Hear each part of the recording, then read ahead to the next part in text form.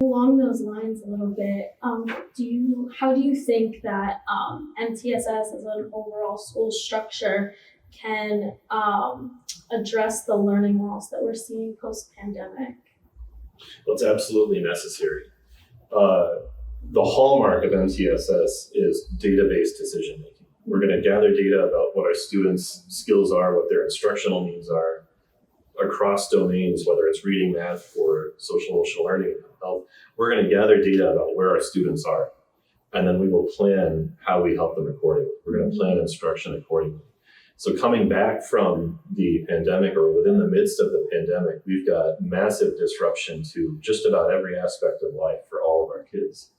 And now, almost more than ever, we have to really take stock of what is it that our students are needing instructionally at this point. What are the things that they need to be ready to learn, optimally ready to learn. And all of that requires that we engage in effective screening and effective diagnostic assessment and get ourselves as educators, people that work within the school systems, get ourselves ready and organized to be able to use the data to make the best decisions that we can for kids. And I think if we're doing those things, whether we call it MTSS or not, if we're doing those things, that I think we can begin to expect some recuperation, some acceleration of learning. But it's not going to happen overnight. Yeah, I mean, I think also and this might be my soapbox, but the mental health needs of students right now, their mental wellness needs to be addressed in a way so that they can recoup some of this learning loss, or continue academically on the paths that they were on sort of before the pandemic. But I think while mental health was it was an issue before the pandemic, it didn't just occur overnight, but it is so much more intense now, and the needs are so much greater that we have to bring the two sides together. Students, if their brain fitness is not there and their wellness is not there, they are not set up to learn.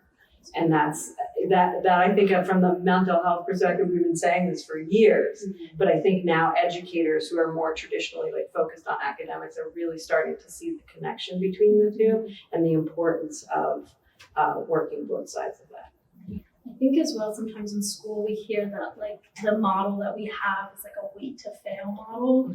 So do you think that, would you agree or disagree that MTSS kind of counteracts that, or do you think, how do you think it falls within that idea that we have in schools sometimes? The original idea was, well, I shouldn't say the original, one of the original spirits of this RTI, or then it became MTSS, was that we don't wait for kids to fail. It's that let's go find out where the problems are when they're small.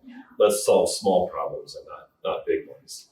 But I think it only works to the extent that we're actually gathering data that are useful and that we're prepared to act on these data in effective ways. And then we're not necessarily, if you're doing, air quotes, doing MTSS, but you're not really understanding students' instructional needs, if you're not making that connection between interventions that we offer, the tweaks that we can make in our core curriculum, and what the students need, then in effect, it's just another way to wait for students to fail so that we can pass them on to a special ed evaluation.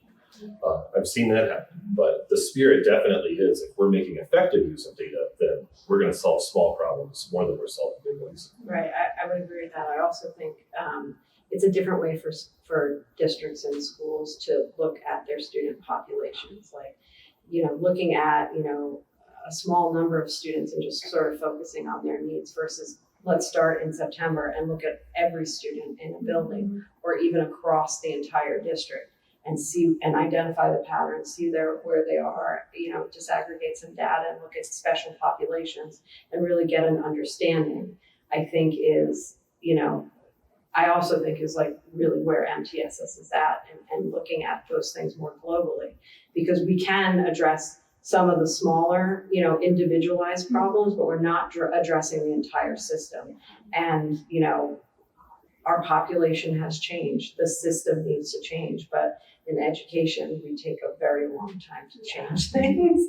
And so, the more we can get administrators and district leaders to understand the importance of MTSS and the importance of this sort of global perspective of what your needs are in your school or your district, I think the more we can get to that level of intervention and really making a difference. Yeah, it's a structural system change in order to make sure that we're not waiting for students to fail. And it's comprehensive too, like you said, which is why like a certificate and a program is so helpful in like really being able to implement it well. Yeah, and the other idea too is that this data and the information follows the student. So in our typical models, we work within the school year and we start over in September and we start over in the next September. But if you're gathering this data and you're really using it effectively, you're sort of, you know, for example, for a fourth grader going into the middle school or, you know, to fifth grade in the middle school. Sometimes, most of the times kids just start over, which is okay in some respects. But if you're academically challenged for a good portion of your education in elementary school, you want that information to go with you so that you're not sort of, kids aren't starting over. So you guys have talked a lot about the utility of MTSS, both in addressing the many academic and mental health concerns that schools face today. Can you just talk a little about personally what sparked your interest in the MTSS framework? So for me, I actually, when I was completing my dissertation, I should say leading up to I completed my master's program and then worked in the public schools, but quickly realized I had a much greater interest in like systemic problems that were going on in schools. And so I didn't want to be a traditional child study case manager. I just have a tendency to think more globally and with a bigger lens. And so when I started practicing my first year, the things that were catching my attention were the mental health needs, the level of disorganized crisis responding that was going on in the district, and just sort of the problems escalating. So where, you know, preschool students were seeing much more behavioral problems, middle school students are really struggling to regulate their emotions, and then you have high school students who have gone years without treatment for depression and anxiety, where they're, you know, it's now sort of coming out in more aggressive ways, but not really addressing those things. And so as part of my dissertation, I focused on tiered supports and a tiered model for improving the delivery of mental health services. And so through that, I created a tiered system. And then fast forward, you know, 10 years later, when the sun, the moon, and the stars all aligned and we can actually implement it, that's when we really put MTSS in place for mental health. So it was a extensive commitment on my part, but to actually see it go from one stage to the next, I think, you know, was very important for my sort of career. And just really being able now to be sort of on the other side of that now here at Rutgers, being able to speak to what it's like and the challenges of implementing a multi-tiered system of support in a school district, particularly in urban school districts where the need is just tremendous. What got me interested, it's not just one thing. I think it's been 100 little things, but I'm not gonna lie, I do love a graph. But on the serious side of things, I think to sum it up, I think what really got me into the field of school psychology first and foremost was this idea that kids don't grow up in a vacuum. And it's our default response to find a problem inside of a child. But we almost never ask the question, what did we do? Like, what did we teach? How did we teach it? What is it about that person's experience that led to the challenge that they're having? And that was my motivation for getting into schools in general. And then as I got out into schools and I'm working, I find myself perpetuating that old system of getting the score to find a label for the kid to see what's wrong inside of the child. And I definitely didn't want to put my professional, personal energy into that kind of practice. I think I'm very passionate about understanding when learning is happening, what were the instructional conditions that allow for that to happen? And how can we manipulate those conditions? Like, how can we offer the best experiences that are going to be a match for that student's needs?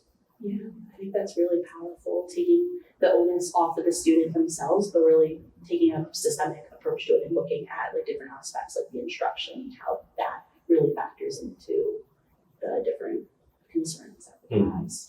I mean, and I think we were saying this more academically, but in that mental health realm, it's the same thing. It's taking that like whole child perspective, looking at that, looking at all the different layers where a student comes from, their home environments, all of these things that we just assume are when they walk in the door, they check it, check it at the counter, and they're not, they're just coming in ready to learn. I think that we make a lot of assumptions about students, but I don't think we can do that anymore. And we have to start looking at things from that lens. These are really relatable passions, and I think as well. And on that note, I mean, for those interested in like resonating with what you're saying, could you tell us a little bit about what someone could do to apply to these programs that you guys are offering? Sure. So the first thing you have to do is create an NID records and get yourself on the student portal. Then you can go in and complete the application. Once the application is done, it's pretty quick on our end in terms of reviewing and approving and sending things through to allow students to register. But I try to also communicate with students as they're making these decisions, as they're applying to the process. So I try to kind of just reach out to people along the way. So certainly if anyone has any questions about how to do something or where to go, what to select, I'm happy to sort of offer my supports and services to that.